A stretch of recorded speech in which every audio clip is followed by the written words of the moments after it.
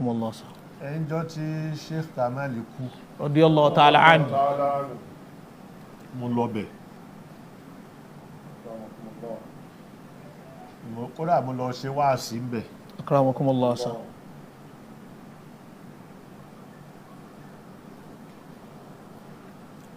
Sheikh Kamal Radiyallahu ta'ala anhu. wọ́n sì fẹ́ràn mi dáadáa Allahu akbar. dáadáa. Allahu akbar.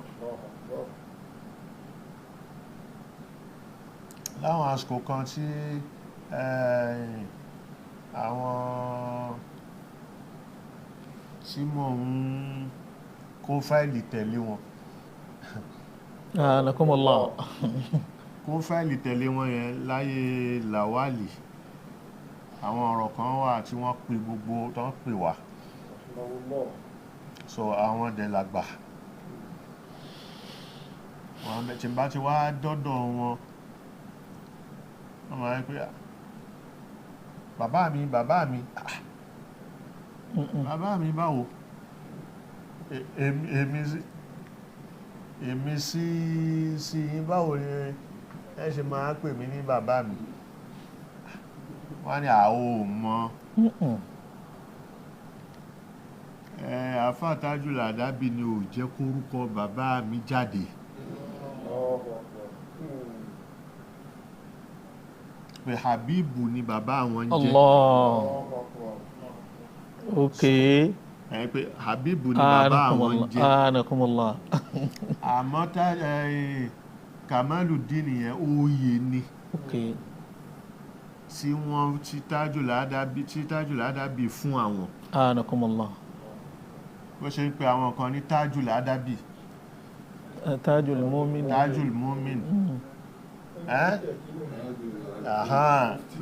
Mufti Din so ló pe àwọn ní Kamaluddin Akramakumullah. Akramakumullah. ó dó orúkọ àwọn èyí jẹ́ Kamaluddin Akramakumullah.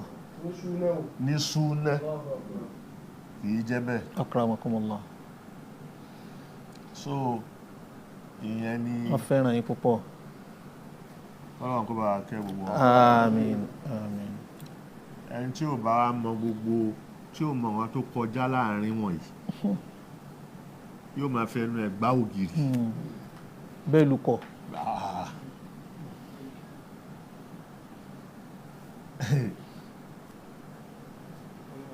èyí sọmọ Ọlọ́run báwo ló ṣe fẹ́ pàtàn Ìlọrin tó mọ̀ báwo ló ṣe fẹ́ ju ìyàwó àtàjọ́ mọ̀ Ìlọrin yẹn tó ìṣọmọ ọbẹ̀ fọmọ Ìlọrin. Akramakumullah. bọ́rọ̀ ẹ̀ṣẹ̀ ẹ bá jẹ́ tó ń sọ̀rọ̀ má jẹ́ sọ̀rọ̀ lọ́kọ́gùn. Akramakumullah. so Kọ́nà kó kẹ́ ogun alápapọ̀. Ọlọ́run kó kẹ́ gbogbo wọn. Àmín. ó nìyẹn. bismillah qul huwallah. Bismillahir Rahmanir Rahim. Huwallahu ahad. Allahus samad. Lam yalid wa lam yulad wa lam yakun lahu kufuwan ahad.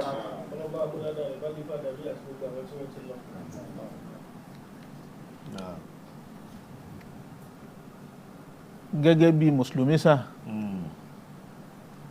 gbogbo àwọn ẹ̀kọ́ tẹ́ ti kọ́ wa, a ti ṣe àwẹ̀ bẹ́ẹ̀ sísọ, a ti ṣe léyá, ṣé kákan jókòó lẹ̀ kó tún sí nǹkan kan mí mọ́sá, kọ́rọ̀ kó járe ń pẹ́.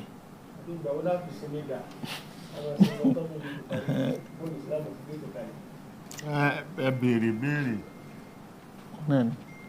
ẹ̀bẹ̀ láti wọ mọ̀ọ́dù tá a bá fẹ́ máa sọ. Akramakumullah. níbi tá a bá dé Naam.